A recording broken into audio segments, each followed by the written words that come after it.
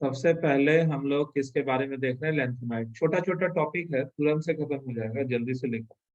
तो लेंथेनाइट्स के physical properties के बारे में अगर हम लोग बात करें तो उसमें सबसे पहला प्रॉपर्टी होता है कि फिजिकल अपीयरेंस। सबसे पहला प्रॉपर्टी क्या होता है बताओ? Physical appearance. तो फिजिकल अपीयरेंस में क्या होता है?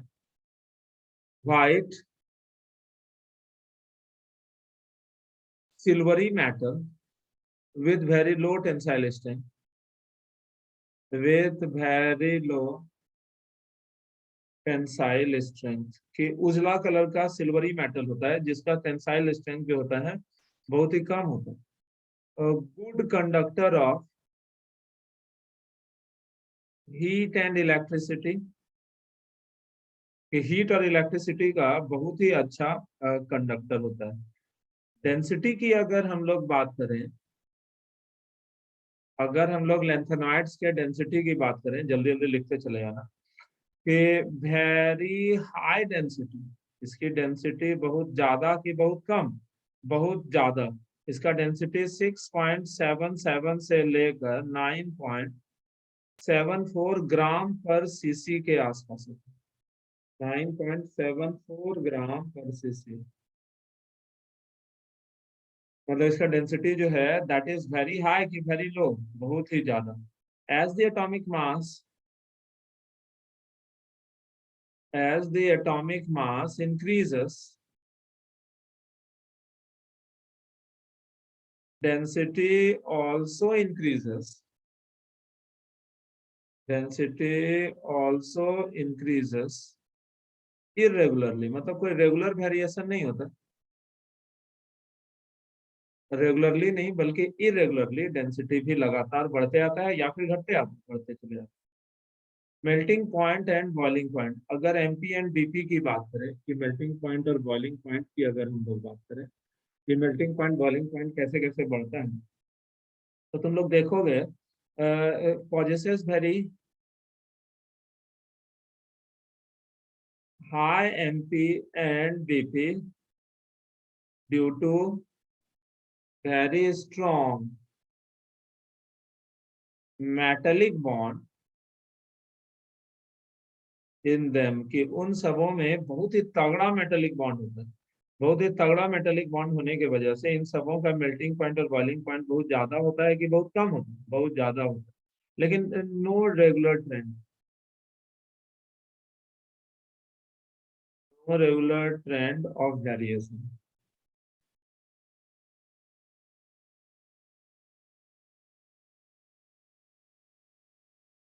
MP and BP, melting point boiling point पे बढ़ने घटने का कोई रेगुलर ट्रेंड है कि नहीं? मतलब किधर भी बढ़ता है किधर भी घटता है, मतलब कोई रेगुलरिटी यहाँ पर नहीं रहता है। याद रखना, मेल्टिंग पॉइंट जो होता है 1000 से 1200 केल्विन होता है, खाली सेमेरियम का 1623 होता है। यहाँ पर चाहो तो लिख सकते हैं MP and BP ranges 1000 to melting point, sorry melting boiling point, melting point ranges from 1000 से 1200 केल्विन, 1000 से 1200 केल्विन, समझे? मेल्टिंग पॉइंट जो होता है 1000 से 1200 केल्विन। हाईएस्ट जो होता है ना वो सेमेरियम का होता है, और वो कितने के बराबर होता है? 1623 केल्विन के आसपास। उसका मेल्टिंग पॉइंट जो होता है वो सबसे ज्यादा किसका? सेमेरियम का। और वो कितने के बराबर हो जाता है? 1623 केल्विन के आसपास। साथ साथ लिख रहे हो कि नहीं लिख रहे? आयनाइजेशन एनर्जी की अगर बात करें, यदि इसके आयनाइजेशन एनर्जी की हम लोग बात करें तो आयनाइजेशन एनर्जी भी लगातार बढ़ते चले जाते हैं। लेकिन अपने आप में अगर ट्रांजिशन मेटल के रिस्पेक्ट में अगर देखो तो लेंथेनाइट्स का आयनाइजेशन एनर्जी बहुत कम होता है, क्योंकि इसका साइज काफी बड़ा होता है। Due to comparatively larger size possesses very low ionization energy, इसका आयनाइजेशन एनर्जी बहुत कम होता है।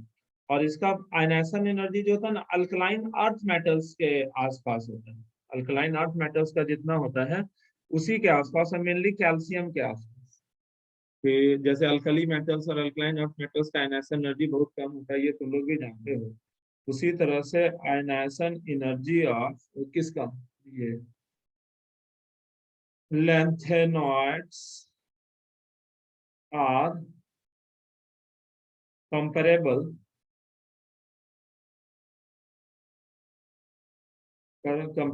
to alkaline earth metals।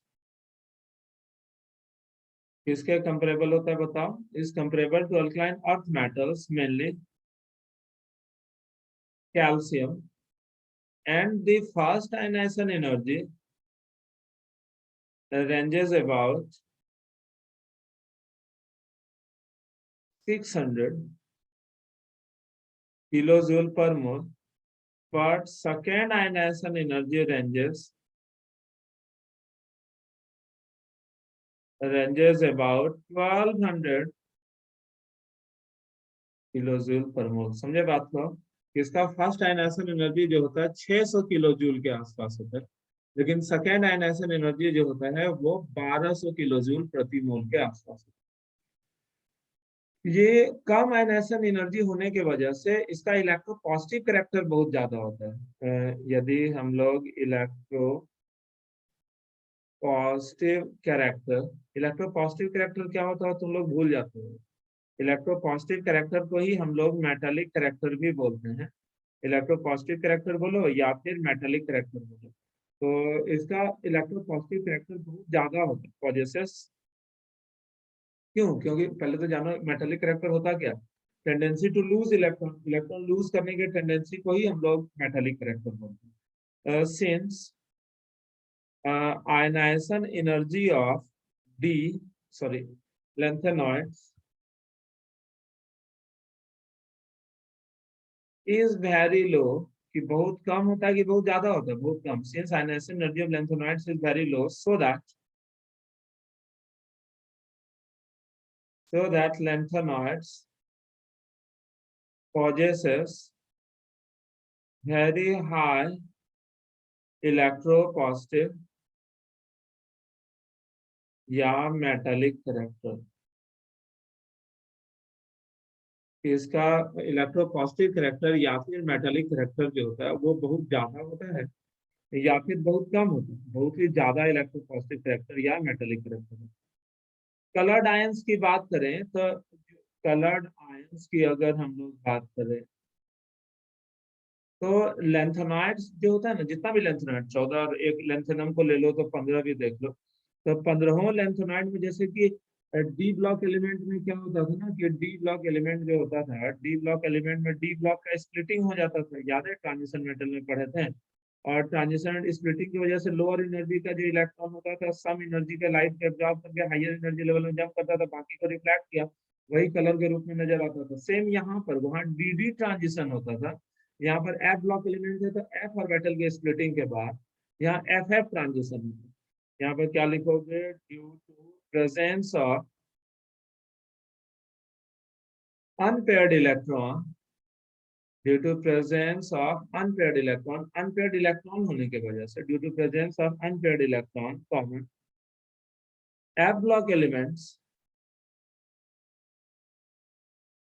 F block elements and their ions possesses characteristic color। नहीं पढ़ पाओगे, ये क्या चीज लिखे हैं, कैरेक्टरिस्टिक कलर क्या होता है? कलर जो होता है वो क्यों एट्रीब्यूट होता है? कलर और transition metals and their ions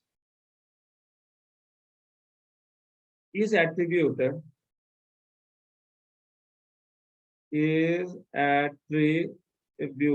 due to FF transition of electrons from lower energy f orbital to higher energy f orbital, from lower energy f orbital to higher energy f orbital, lower energy f orbital से higher energy f orbital में electron का transition होता है। होता क्या है कि f orbital भी स्प्लिट हो जाता है दो अलग अलग एनर्जी लेवल में, जिस वजह से क्या होता होगा कि कोई डिफिनेट कलर का लाइट एब्जॉर्ब कर लेता होगा और इलेक्ट्रॉन लोअर एनर्जी से हायर एनर्जी लेवल में ट्रांसमिट होता होगा, बाकी कलर के लाइट को रिफ्लेक्ट करता होगा, और वही बाकी कलर का लाइट जो होता है कॉम्प्लीमेंट्री कलर के रूप में लेंथेनॉइड और उसके आयन या उसके कंपाउंड के कलर के रूप में हम लोगों को नजर आता है। समझ में आई बात? मैग्नेटिक बिहेवियर भी लगभग सेम ही चीज है। मैग्नेटिक बिहेवियर भी समहाउ उसी तरह का चीज है, जिसमें अनपेयर्ड इलेक्ट्रॉन है। तो अनपेयर्ड इलेक्ट्रॉन है तो अनपेयर्ड के इलेक्ट्रॉन की मौजूदगी की वजह से ये पैरामैग्नेटिक बिहेवियर होगा। इसमें क्या लिखोगे? Due to presence of unpaired electron in lanthanide, lanthanide में अनपेयर्ड इलेक्ट्रॉन के होने की वजह से, due to presence of unpaired electron in lanthanide and their ions in their compound, so paramagnetism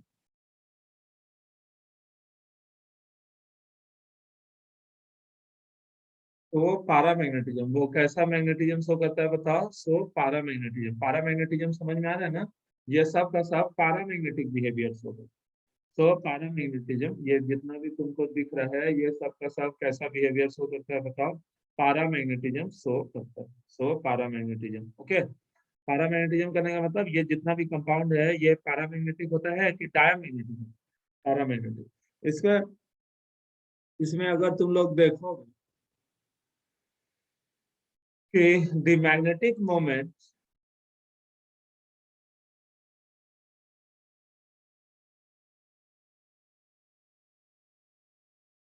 can be given as कि magnetic moment दिया जा सकता है, वो कैसे? Mu is equal to root under n into n plus two Bohr magnet है, ठीक है ना?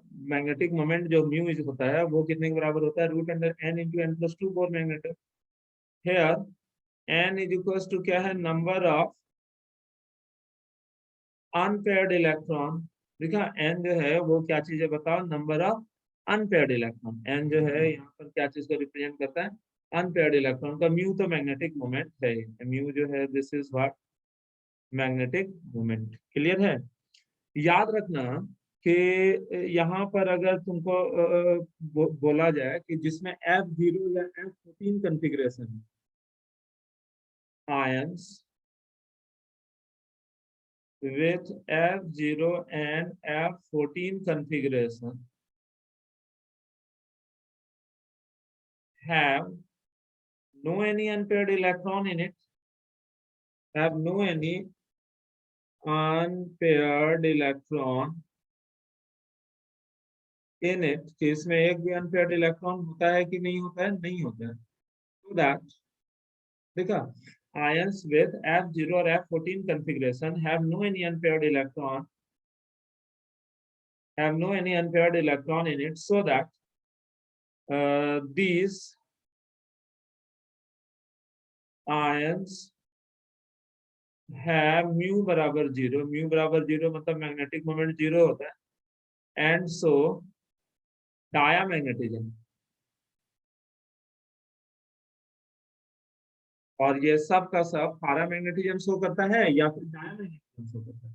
ये जितना भी आयन तुमको नजर आ रहा है ये सब का सब डायामैग्नेटिज्म शो करता है। क्लियर है ना?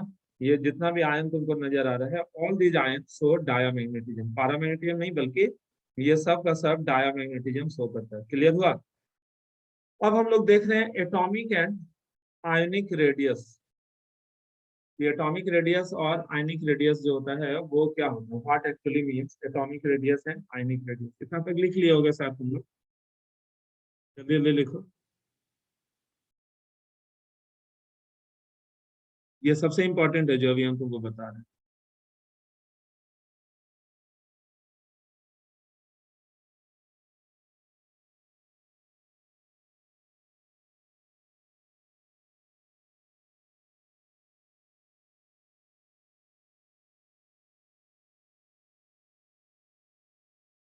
लिख लिया? चलो लिखो, एटॉमिक एंड आयनिक रेडियस।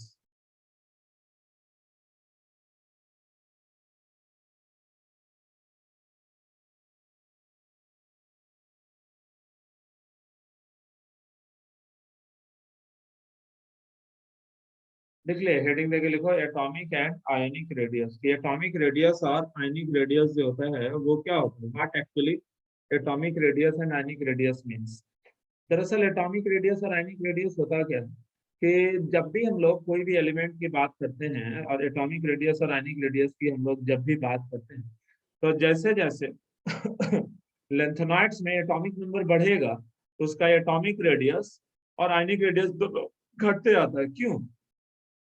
क्योंकि न्यूक्लियस में इलेक्ट्रॉन का संख्या बढ़ते जाता है और एफ ऑर्बिटल में इलेक्ट्रॉन जाता है जो कि न्यूक्लियस को अच्छे से ढक नहीं पाता है, जिस वजह से इलेक्ट्रॉन जो है, बाकी सारा इलेक्ट्रॉन न्यूक्लियस की तरफ ज्यादा आकर्षण महसूस करता है और उसी ज्यादा आकर्षण के वजह से एटम का साइज घट जाता है क्योंकि सिकुड़ जाता है। तो इसी को हम लोग लेंथेनॉइड कॉन्ट्रैक्शन भी बोलते हैं। देखो हम यहाँ पर लिखते हैं, in case of lanthanoids, in case of lengthenoids, as the atomic number increases, the nuclear charge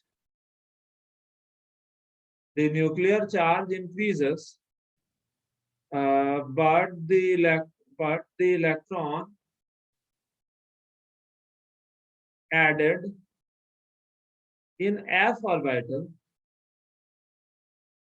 that ineffectively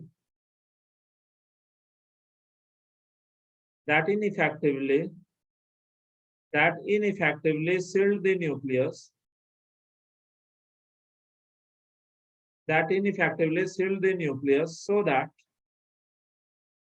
so that the nucleus expose and attract electrons more strongly,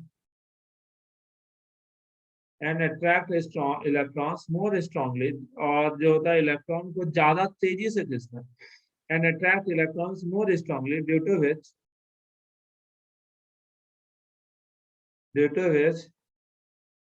contraction, क्या होता है बताओ, due to which contraction in size occur, called lanthanoid contraction. इसी को हम लोग क्या नाम देते हैं बताओ, इसी को बोलते हैं lanthanoid contraction. Okay, lanthanoid contraction का क्या क्या कंसिक्वेंसेस होते हैं? consequences of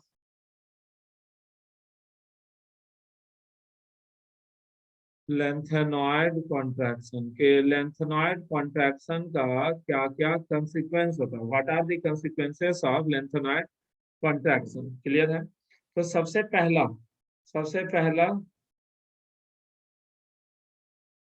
regular decrease in atomic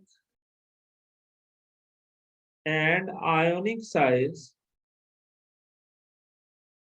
of lanthanoids, regular decrease in atomic and ionic size of lanthanoids as atomic number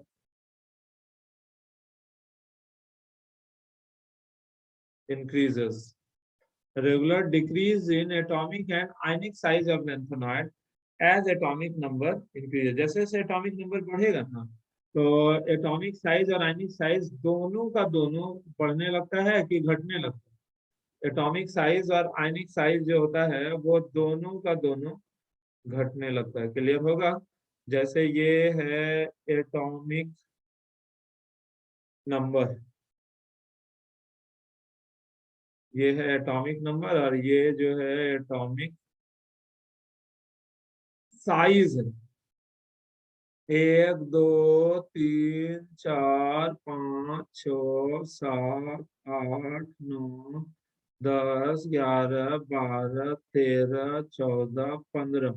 समझे, एटॉमिक साइज लगातार घटते जाता है, मतलब कोई इरेगुलरिटी नहीं होता, मतलब एकदम रेगुलरली जरा सा भी तुमको कुछ वेरिएशन वगैरह दिखेगा, एकदम नहीं, सब लिख लो। ये आयनिक एटॉमिक और आयनिक साइज भी लिख सकते हैं हम लोग, आयनिक का लिख रहे हैं, एटॉमिक साइज थोड़ा बहुत ऊपर नीचे हो सकता है, लेकिन आयनिक साइज तो एकदम perfect, La3+, C3+, Pr3+, Nd3+, दिख रहा है तुम लोगों को, Pm3+, SM3+, Eu3+, Gd3+, Gd3+, मतलब सब रेगुलर में, Tb3+, Dy3+, HO3+, PR3+, समझे, Tm3+, Pm3+, Yb3+,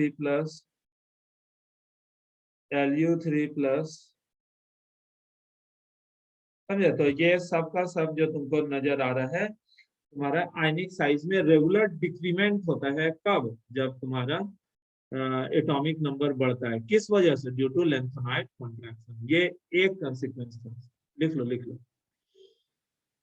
लिख ले। दूसरा, अभी एफ ब्लॉक एलिमेंट, जब डी ब्लॉक एलिमेंट अभी तुम पढ़े थे, तो याद है 4D सीरीज और 5D सीरीज का, 4D सीरीज और 5D सीरीज, मतलब थर्ड ट्रांजिशन सीरीज या फोर्थ ट्रांजिशन सीरीज का एटॉमिक साइज होता है, सेकंड और थर्ड का एटॉमिक साइज लगभग लगभग बराबर है। वो किस वजह से होता है बताओ, due to lanthanide contraction. Clear है, लेंथेनाइड कॉन्ट्रैक्शन के वजह से। पहला रेगुलर डिक्रीज लिख लिए, दूसरा लिखते हैं due to lengthenoid contraction, the atomic and ionic size of the atomic and ionic size of the atomic and ionic size of किसका एटॉमिक और ionic size, 4D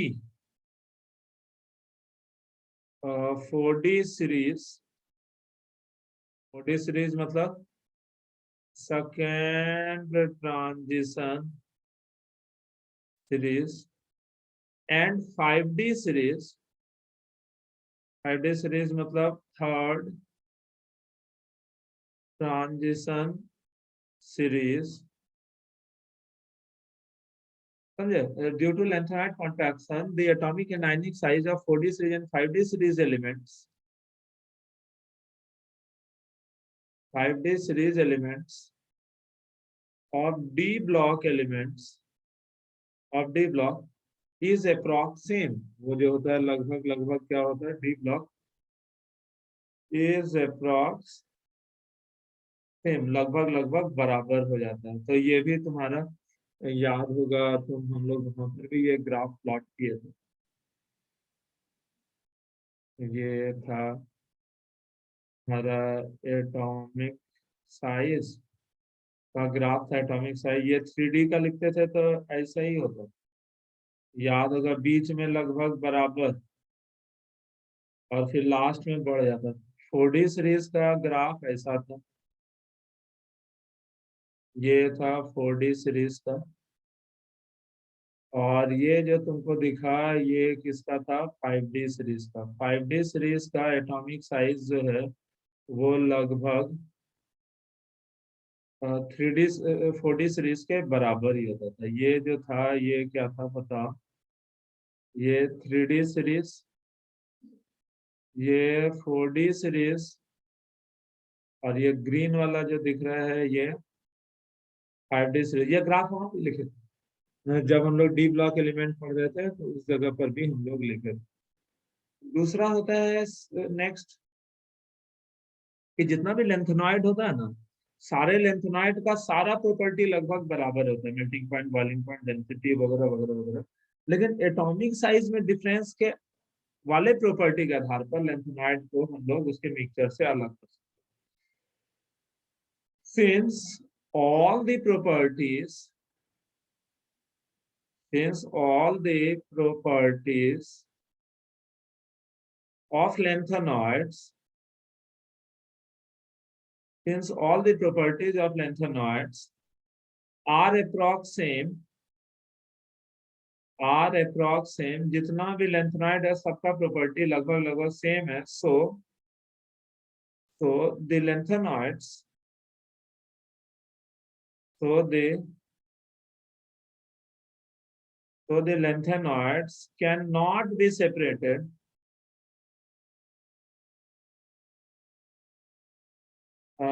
from their mixture by simple fractional distillation, fractional crystallization, by simple methods, by simple methods like fractional distillation, by fractional distillation,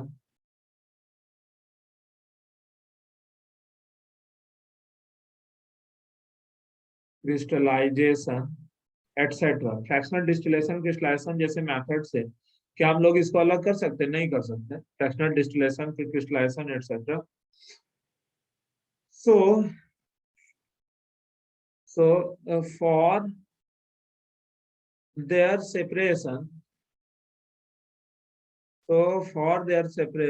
we use, so that for their separation we use their different atomic size. We use chromatography method. वहां पर भी पढ़े थे तुम लोग metallurgy में. Chromatography method, हम लोग कौन सा मेथड यूज करते हैं? So for their separation we use chromatography method in which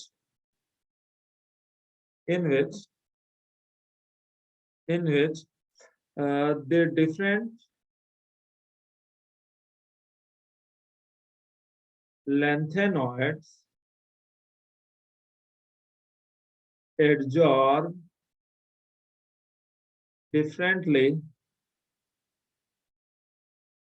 as on the basis of their different atomic size. Differently as on the basis of their different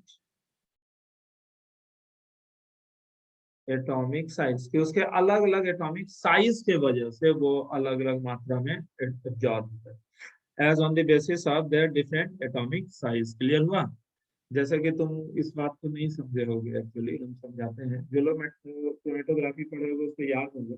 column chromatography में हम लोग एक पतला सा tube लेते थे और उसमें ना एल्यूमिना पैक कर लेते थे. वो क्या चीज पैक कर लेते थे? Al2O. और लेंथेनॉइड्स जो है उसको चूंकि सिंपल मेथड से सेपरेट नहीं किया जाता है, तो लेंथेनॉइड्स को एक डिफिनिट सॉल्वेंट जैसे इथेनॉल में घुला लेते थे और उस इथेनॉल के थ्रू हम लोग उसको ड्रॉप वाइज उस इथेनॉल के थ्रू एक ऐसे करके टंकी में ले लेते थे इथेनॉल और उससे नीचे ड्रॉप वाइज उस मिक्सचर को ऐसे गिरा देते. तो चूंकि अलग अलग लेंथेनॉइड का एटॉमिक साइज अलग अलग है, तो ये एल्यूमिना पर कोई ज्यादा या कोई कम एडजॉर्ब होगा. जिसका एटॉमिक साइज छोटा होगा वो ज्यादा एडजॉर्ब होगा, जो ऊपरे में एडजॉर्ब हो जाएगा. और जिसका एटॉमिक साइज कम होगा वो कम एडजॉर्ब होगा, वो थोड़ा नीचे जाके एडजॉर्ब होगा. जिसका और एटॉमिक साइज ज्यादा होगा वो और थोड़ा कम एडजॉर्ब होगा, वो और नीचे. जिसका एटॉमिक साइज और ज्यादा होगा वो थोड़ा कम एडजॉर्ब होगा, वो और ज्यादा नीचे जाके एडजॉर्ब होगा. तो अलग अलग लेंथेनॉइड अलग अलग जगह पर एडजॉर्ब होता है और डिफरेंट कलर्ड लेयर्स बना लेता है, जिसको फिर फ्लोली हम लोग एलिमेंट पास करा के ये कलर्ड बैंड नीचे आते जाता है और इस तरह से अलग अलग बर्तन में अलग अलग लेंथेनॉइड को अलग अलग कर पाते हैं. तो ये वाला जो फेनोमेनन, ये फेनोमेनन दरअसल डिफरेंट एटॉमिक साइज पर आधारित है. इसी वजह से हम लोग यहाँ पर ये मेथड यूज करते हैं. समझे बात को? इसके बाद होता है तुम्हारा बेसिक स्ट्रेंथ. इसके बाद जो है हम लोग क्या चीज इस्तेमाल करते हैं बताओ? Basic strength. दरअसल होता क्या है, ये जो बेसिक स्ट्रेंथ होता है हाइड्रोक्साइड का, वो डायरेक्टली प्रोपोर्शनल होता है मेटालिक कैरेक्टर के. और मेटालिक कैरेक्टर जो होता है वो इनवर्सली प्रोपोर्शनल होता है वो साइज के डायरेक्टली प्रोपोर्शनल. वो साइज ऑफ लेंथेनॉइड से डायरेक्टली क्वेश्चन होता है, जितना बड़ा साइज होगा उसका मेटालिक कैरेक्टर ज्यादा होगा तो उसका बेसिक स्ट्रेंथ ज्यादा होगा। तो यहाँ पर होता क्या है कि जितना भी लेंथेनॉइड्स होता है वो सब का सब ट्राइवेलेंट होता है। All the lengthenoids are trivalent, सबके वैलेंस शेल में 3 इलेक्ट्रॉन लूज करने की क्षमता होता है, trivalent. So for from hydroxide as Ln LnOH whole 3 क्या बनाता है, ये हाइड्रोक्साइड बनाता है LnOH whole 3 which is basic in nature। जो बेसिक होता है, हम लोग लेंथेनाइड कॉन्ट्रैक्शन का कंसीक्वेंस पढ़ रहे हैं। लेंथेनाइड कॉन्ट्रैक्शन की वजह से जैसे एटॉमिक साइज बढ़ेगा तो क्या होगा, among different lengthenoids as atomic number increases, बताओ तो एटॉमिक साइज डिक्रीजेस नहीं, और यहाँ एटॉमिक साइज के आधार पर तुम बताओ एटॉमिक साइज घटेगा तो बेसिक स्ट्रेंथ भी बढ़ेगा कि घटेगा, basic strength of LnOH whole 3 decrease. समझे बात को, कि जितना ज्यादा एटॉमिक नंबर रहेगा बेसिक स्ट्रेंथ जो होगा वो भी उतना ज्यादा होगा या फिर उतना कम हो जाएगा, उतना कम हो जाएगा। समझे, आज यहीं पर रहने देते हैं, कल जो है हम लोग खत्म करेंगे इस चैप्टर को। कल जो है क्या चीज हम लोग पढ़ेंगे, केमिकल रिएक्टिविटी, थोड़ा सा ऑक्सीडेशन नंबर बच गया और एक्टिनाइड्स बच गया, तो इतना सा चीज हम लोग कल पढ़ेंगे। रहने देते हैं आज इतना सा, तुम लोग अगर चाहो तो इतना सा रिवीजन कर लो अभी, और कल हम लोग देखते हैं आगे। Okay, bye.